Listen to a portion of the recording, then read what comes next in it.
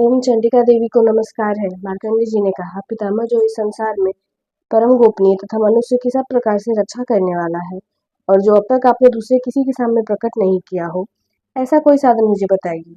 ब्रह्मा जी बोले, ब्राह्मण, ऐसा साधन तो एक देवी का कवच ही है, जो गोपनीय से भी परम गोपनीय, पवित्र तथा संपूर्ण प्राणियों का उपकार करने वाला है। महामुने, उसे श्रवण करो। देवी की 9 मूर्तियां हैं, जिन्हें नवदुर्गा कहते हैं। उनके पृथक पृथक नाम बतलाए जाते हैं। प्रथम नाम शैलपुत्री है, दूसरी मूर्ति को ब्रह्मचारिणी कहते हैं, तीसरा स्वरूप चंद्रघंटा के नाम से प्रसिद्ध है, चौथी मूर्ति को कुष्मांडा कहते हैं, पांचवी दुर्गा का नाम स्कंद माता है, देवी के छठे रूप को कात्यायनी कहते हैं, सातवां काल रात्रि और आठवां स्वरूप महागौरी के नाम से प्रसिद्ध है, नवी दुर्गा का नाम सिद्धिदात्री है।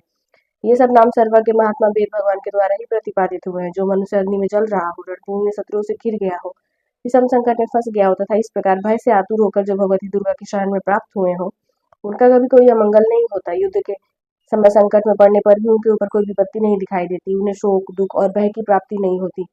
जिन्होंने भक्तिपूर्वक देवी का स्मरण किया है, उनका निश्चय ही अभ्युदय होता है। देवी श्री जो तुम्हारा चिंतन करते हैं, उनकी तुम निसंदेह रक्षा करती हो।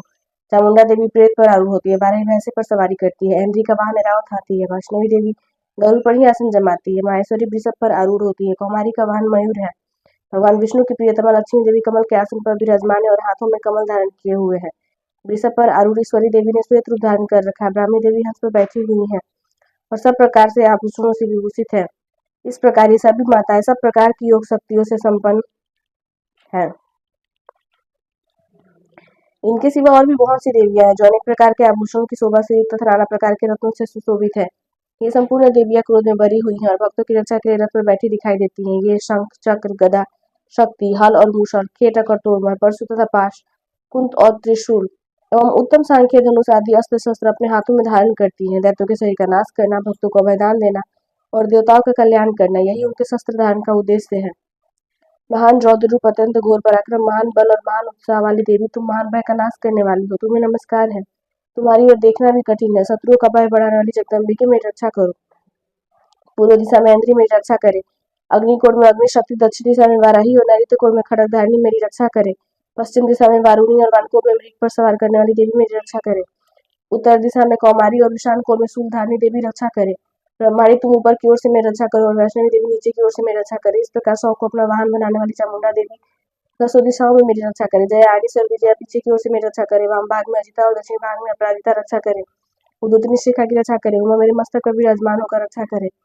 ललाट में मालाधारी रक्षा करे और यशस्वी देवी मेरे भवों की संरक्षण करे। भवों के मध्य भाग में त्रिनेत्रा और नथनों की हेमघंटा देवी रक्षा करे।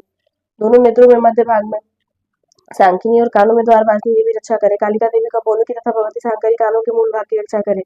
नासिका में सुगंधा और ऊपर की ओठ में चर्चिका देवी रक्षा करे। नीचे की ओठ में अमृतला तथा जीभा में सरस्वती देवी रक्षा करे।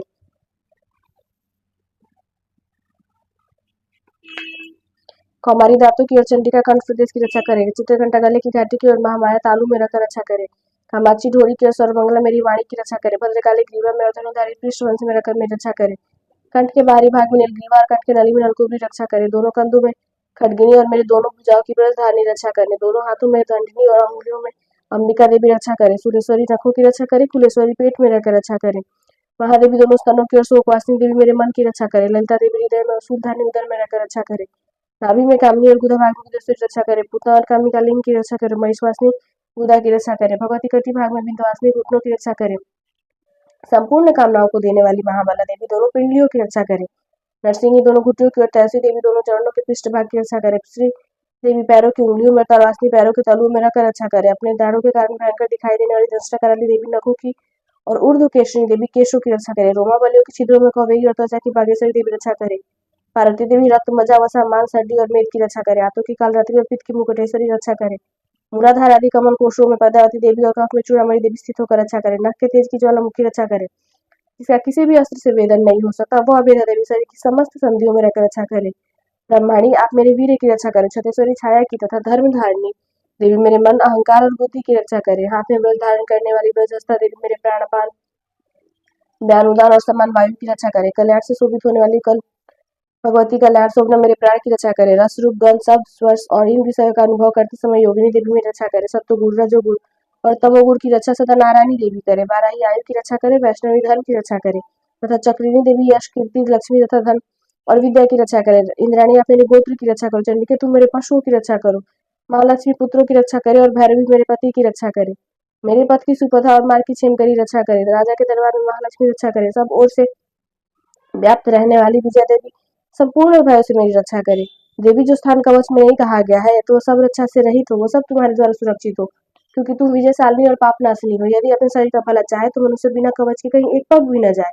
कवच का पाठ करके ही यात्रा करे। कवच के द्वारा सब ओर से सुरक्षित मनुष्य जहाँ जहाँ भी जाता है वहां वहां उसे धन लाभ होता है तथा संपूर्ण कामनाओं की सिद्धि करने वाली विजय की प्राप्ति होती है।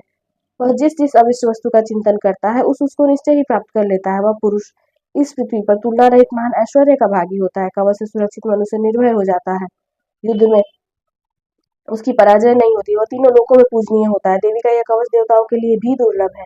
जो प्रतिदिन नियम पूर्वक तीनों संध्याओं के समय श्रद्धा के साथ इसका पाठ करता है उसे दैवी कला प्राप्त होती है तथा वह तीनों लोकों में कहीं भी पराजित नहीं होता। इतना ही नहीं, वो मृत्यु से रहित 100 से भी अधिक वर्षों तक जीवित रहता है। मकड़ी, चेचक और कोढ़ आदि उसकी संपूर्ण व्याधियां नष्ट हो जाती है।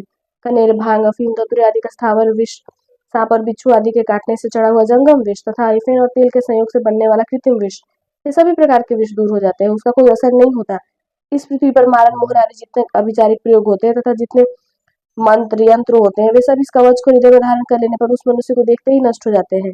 यही नहीं, पृथ्वी पर विचरने वाले ग्राम देवता, आकाशचारी देव विशेष, जल के संबंध से प्रकट होने वाले गण, उपदेश मात्र से सिद्ध होने वाले निम्न कोटि के देवता, अपने जन्म के साथ प्रकट होने वाले देवता, कुल देवता, माला, डाकिनी, शाकिनी, अंतरिक्ष में विचरने वाली अत्यंत बलवती भयानक डाकिनियां, ग्रह, भूत, पिशाच, यक्ष, गंधर्व, राक्षस, ब्रह्म राक्षस, बेताल, कुष्मांड और भैरव आदि अनिष्टकारक देवता भी हृदय में कवच धारण किए रहने पर उस मनुष्य को देखते ही भाग जाते हैं। कवचधारी पुरुष को राजा से सम्मान वृद्धि प्राप्ति होती है। यह कवच मनुष्य के तेज की वृद्धि करने वाला है और उत्तम है। कवच का पाठ करने वाला पुरुष अपनी कीर्ति से विभूषित भूतल पर अपने सुयश के साथ साथ वृद्धि को प्राप्त होता है। जो पहले कवच का पाठ करके उसके बाद सप्तशती चंडी का पाठ करता है, उसकी जब तक वन पर्वत और कानूनों से ये पृथ्वी टिकी रहती है तब तक यहाँ पुत्र पौत्र आदि संतान परंपरा बनी रहती है। फिर देह का अंत होने पर वह पुरुष भगवती महामाया के प्रसाद से उस नित्य परम पद को प्राप्त होता है जो देवताओं के लिए भी दुर्लभ है। वह सुंदर दिव्य रूप धारण करता है और कल्याणमय शिव के साथ आनंद का भागी होता है। जय माता दी।